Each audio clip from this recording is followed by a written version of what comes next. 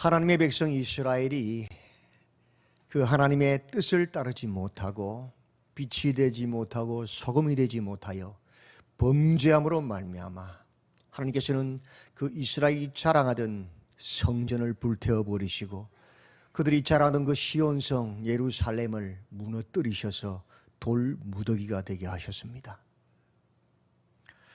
이것은 이스라엘이 힘이 약해서가 아니고 이스라엘이 하나님의 뜻을 저버렸기 때문에 하나님의 신실하심으로 이루어진 사건입니다.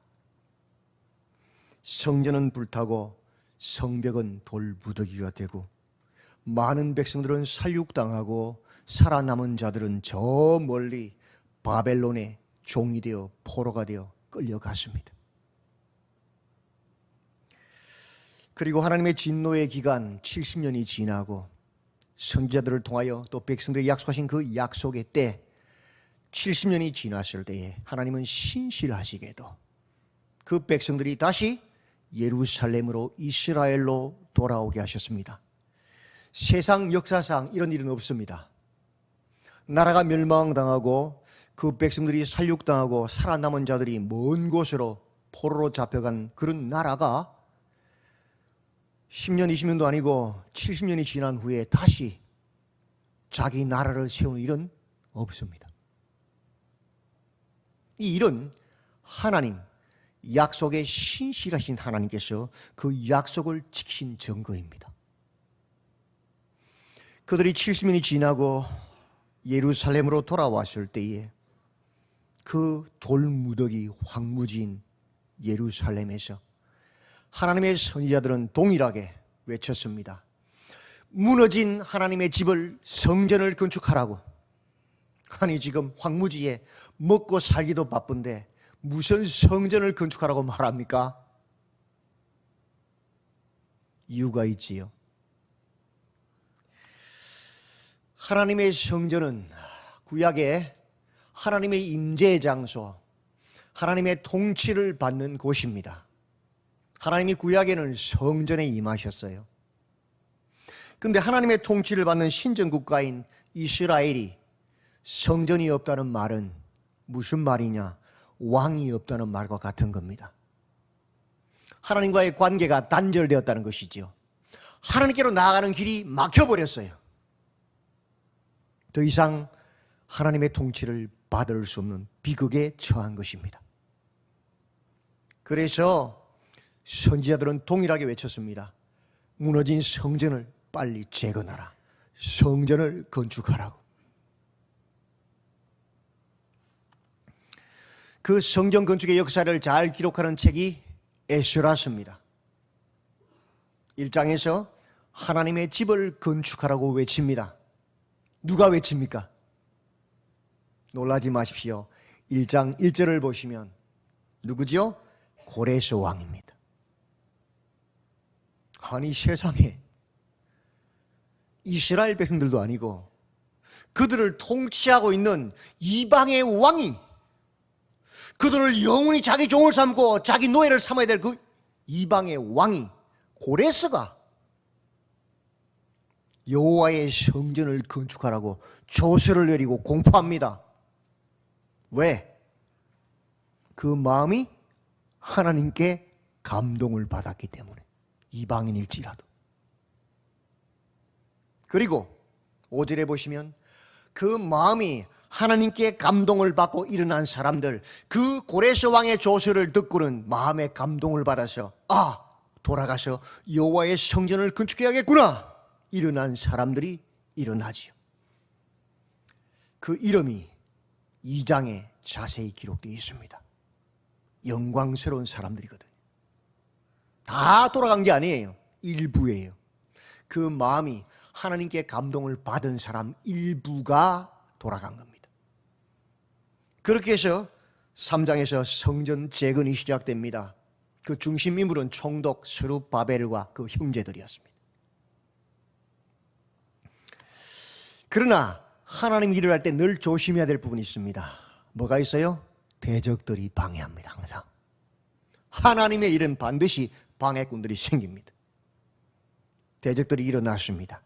첫째, 영적인 도전을 일으킵니다. 야, 우리도 성전 건축하는데 같이 할 수 있게 해달라고. 좋아 보이지요? 근데 이것이 영적으로 심각한 도전입니다. 이스라엘 백성들이 살육당하고 저 멀리 바벨론으로 포로되어 갔을 때 그 황무지에 그 주변에 이방인들이 들어와 살았습니다. 그들이 여호와의 성전을 건축하는데 우리도 함께 하게 해달라고 한 거예요. 왜 그랬을까요? 여러분, 그렇게 성전을 건축한 다음에 그 이방인들이 무엇을 요구하겠습니까? 우리 몹도 있다 내놔라. 그게 뭐예요? 자기들이 섬기던 우상을 그곳에 집어넣어서 하나님의 신앙을 섞어버려서 변질시키는 것입니다. 그것을 위해서 이방인들이 영적인 도전을 일으킨 겁니다. 교회는 하나님의 말씀으로 순결해야 교회입니다. 그래야 하나님을 기쁘시게 할 수 있는 것입니다. 세상 것들이 들어오면 그때부터 교회는 교회의 본질을 잃어버리는 겁니다. 오히려 하나님의 가슴을 슬프게 하는 공동체가 되는 겁니다. 그래서 영적 지도자 에스라가 딱 거절합니다. 너희는 우리와 상관이 없느니라. 그 영적 도전을 이겨내니까 이번에는 무엇을 통해서 도전합니까? 육적인 도전을 합니다. 본질적으로 성전 건축의 사역을 방해합니다. 아닥사스다 왕에게 편지를 보냅니다. 관리들에게 뇌물을 줘서 성전 건축을 방해합니다. 조직적으로. 그 서신의 내용은 왕이시여, 저 이스라엘 백성들이 성전을 건축하는 것은 하나님을 섬기기 위한 것이 아니고 그것을 구심점으로 해서 당신의 나라를 모반하기 위한 것입니다. 갑자기 뭐가 돼버렸어요? 모반 세력이 됩니다. 그래서 그 명분 때문에 왕이 바뀌었으니까 왕을 알지 못하니까 성전 건축이 중단됩니다. 몇 년 동안요? 무려 15년 동안 대적들의 방해로 15년 동안 성전 건축이 중단됩니다. 그럼 이렇게 해서 하나님의 일이 끝이 납니까? 아니요. 하나님의 일은 하나님이 하시기 때문에 대적들이 아무리 방해해도 물론 그 기간을 지연시킬 수는 있어요. 그러나 멈추게 하지는 못합니다. 왜? 하나님이 일하시기 때문에.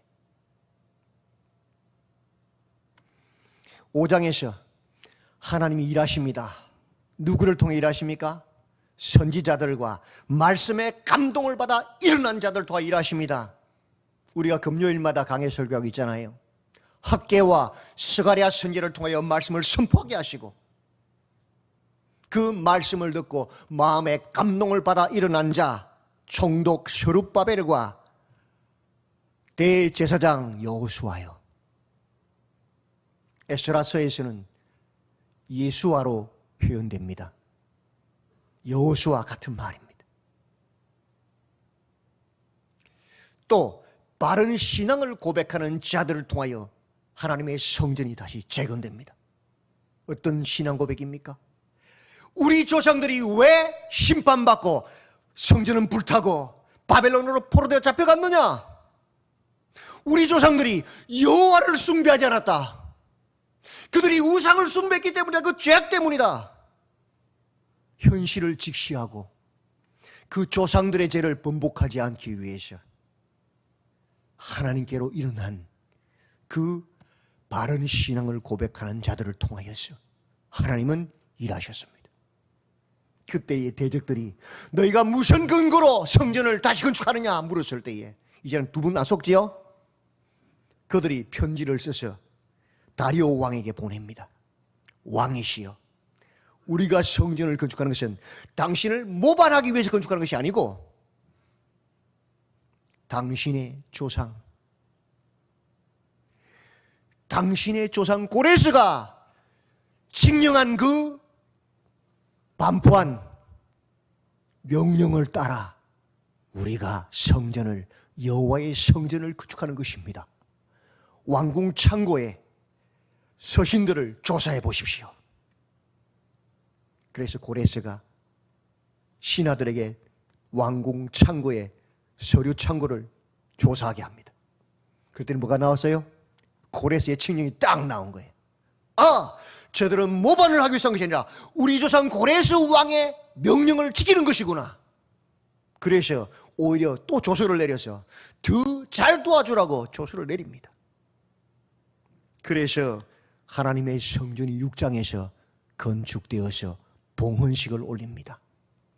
이제 하나님께 나아가는 문이 열린 것입니다. 하나님의 통치를 받는 길이 이스라엘에게 열렸습니다. 영광스럽지요. 감격스럽지요. 하나님이 이런 하나님이 하십니다. 그 영광과 희열 중에 있는 그들이 그 다음 해야 될 일이 무엇입니까? 온 성도가 힘을 다해서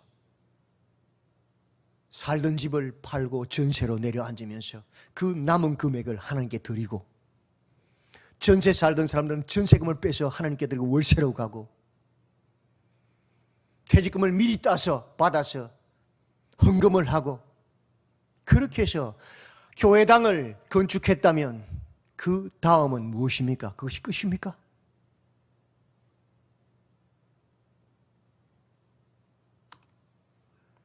(6장과 7장) 사이에 그 영광과 희열에서 멈춰 서 있음이 얼마나 위험한지를 우리는 역사를 통해 알 수 있습니다.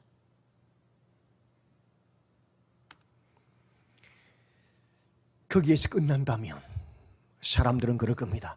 내가 성전을 건축할 때, 내가 교회를 지을 때에 내가 매덕을 헌금했는데 나보다 더한 사람이 있어? 내가 예배당을 건축할 때 이런 의식을 했는데 나보다 더한 사람이 있어? 내 교회야. 자기의 몹을 내놔라고 할 겁니다. 누가 크냐, 누가 높으냐, 누구 교회냐, 싸우고 미워하고 시기하고 분쟁합니다. 그게 한국교회 현실이잖아요. 로마의 그 압제 속에서 순교하며 카타콤에 숨어 빛을 보지 못한 그 평생을 살았던 그들이 결국 말씀이 승리하여서 로마가 기독교 국가로 공인되었을 때 어떤 일이 벌어졌습니까? 중세시대에 연제부를 팔아서 지부했습니다. 교회 재정을 가지고 투기를 하고 투자를 하고 기복주의에 그 성전은 그저 나의 배를 불리기 위한, 나의 소원을 듣기 위한 비나이다 비나이다 신당처럼 활용됩니다. 누가 높으냐 누가 크냐, 그 하나님의 자리에 앉아서 마치 모세의 지팡이처럼 교회를 좌지우지하며 그런 이단 집단 강도의 소굴이 됩니다. 왜? 본질을 떠났기 때문에. 하나님께서 왜 성전을 건축으로 했는지 그 본질을 모르기 때문에, 망각했기 때문에.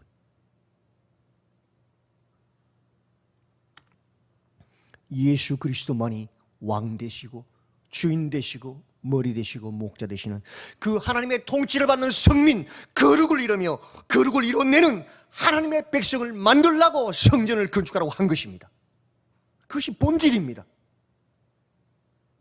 그것이 망각되는 순간 교회는 강도의 소굴이고 또다시 하나님의 심판과 진노를 받아 진멸되는 진노의 대상이 될 수밖에 없습니다.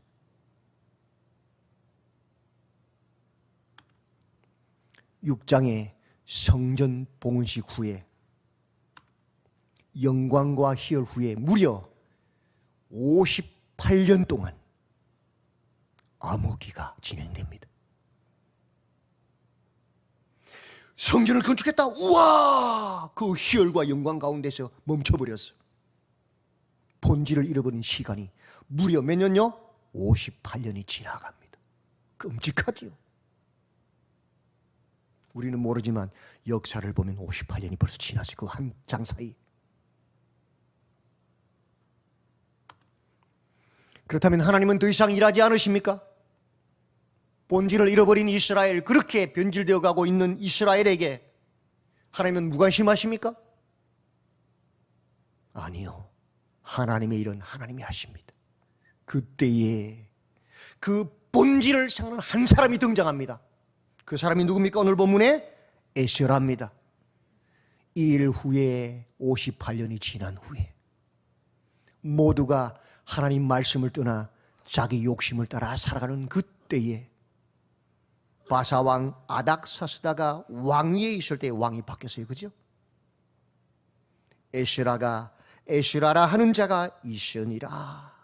그는 스라야의 아들이요 아샤랴의 손자요 힐기야의 정손이요 누구의 몇 대 손이다 해서 16대 손까지 다 그 족보를 설명합니다. 생각해 보십시오. 우리의 영원한 구원자이신 메시아신 예수님의 족보를 길게 설명한 것 외에 16대까지 족보를 설명하는 기사가 얼마나 있습니까?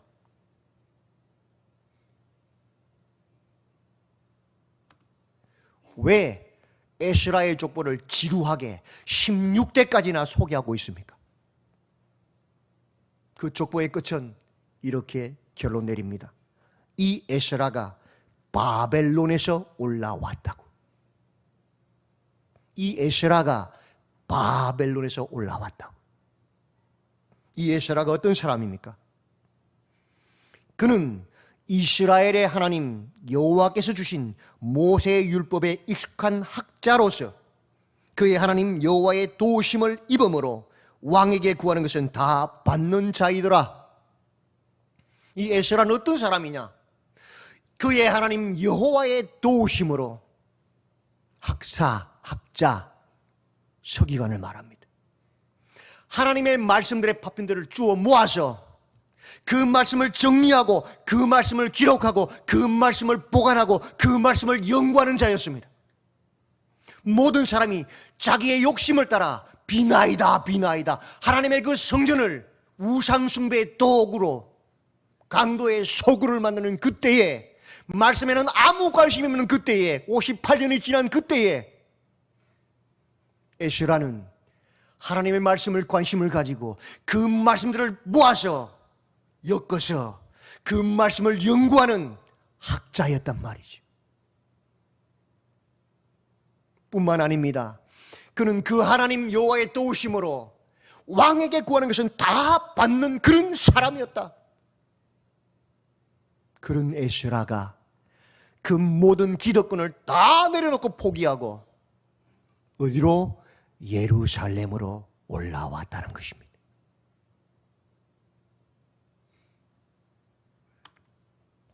네 달간의 긴 여정을 구절은 설명합니다. 보호할 군대도 없는데 생명의 위험을 감수하고 행동하는 그 살아있는 믿음으로 그는 그 4개월 동안 걸어서 예루살렘으로 올라왔다는 것입니다. 모든 것을 포기하고 생명도 포기하고. 무엇을 위해서 그가 올라왔습니까? 10절입니다. 같이 읽어볼까요? 시작. 에스라가 여호와의 율법을 연구하여 준행하며 율례와 규례를 이스라엘에게 가르치기로 결심하였더라. 아멘. 하나님께서 성전을 건축하게 한 본질의 목적, 하나님의 뜻, 하나님의 말씀을 백성들에게 가르쳐서 그 말씀을 지켜 준행하는 하나님의 성민을 만들기 위해서 결심하고 올라온 것입니다. 모든 것을 포기하고. 그래서 그 에스라의 조건을 16대까지 기록하는 겁니다. 영광스러운 것이죠. 하나님이 인정하시는 것이죠. 성전 봉헌식, 그 다음 하나님의 뜻은, 본질은 성민을 만드는 것입니다. 그 뜻을 깨닫고 에스라가 58년 만에 올라온 것입니다. 성전이 성전되게 하기 위한 그 조상들의 수고와 헌신이 헛되지 않도록 우리 믿음의 선배들이 이 성전을 세우는데, 이 교회당을 세우는데 그 헌신이 헛되지 않도록 하나님의 뜻이 이루어지도록 자신을 희생하고 헌신한 자 에스라. 그의 족보를 16대나 소개하는 것은 그의 영광을 말해주는 겁니다. 하나님이 그만큼 기뻐하셨다는 것입니다. 믿음의 명문가라는 소리입니다. 느헤미야서 8장과 9장을 보면 백성들을 모아서 그 앞에서 여호와의 율법을 낭독하는 사람이 있습니다. 그가 누굽니까? 에스라입니다. 하나님의 말씀을 풀어서 백성들에게 낭독했을 때 어떤 일이 벌어졌습니까? 그가 율법을 깊이 연구해서 낭독했을 때 백성들이 가슴을 찢습니다. 옷을 찢습니다.